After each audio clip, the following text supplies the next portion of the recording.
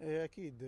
أول شيء الرحلة كانت متعبة حقيقة، بس الأهم شيء أنه المنتخب الوطني لازم أنه نتمرن. اليوم وحدة تدريبية استشفاء، أول وحدة تدريبية للمنتخب الوطني في بانكوك.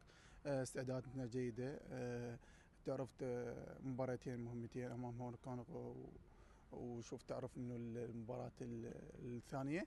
الحمد لله والشكر انه اليوم اول وحدة تدريبية، وان شاء الله انه الجمهور ان شاء الله تأهل الى كأس العالم. على طار الكأس العالم، احنا اليوم كمنتخب وطني كمنتخب العراق قادرين على التأهل لكأس العالم. المهمة صعبة، تلعب امام السعودية بالسعودية وايضا امام اندونيسيا.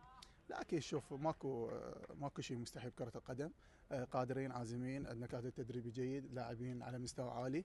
ان شاء الله 100% انه الجمهور انه قادرين ان شاء الله التأهل لكأس العالم. على طاري الكادر التدريبي دائما ما يقول انا جاي حتى تأهل لكأس العالم. هاي الثقة زرعها بيكم. مو بس الكادر التدريبي انه يقول المتاهل كلها، اذا اشوف من مكتب الاعلام للاداريين للكادر التدريبي للاعبين انهم 100% انه نتاهل كاس العالم. ما عندنا منتخب انه صعب في سود الرافدين. انت تعرف دائما المباراه المرحله تكون الصعبه هم سود الرافدين الظهرون.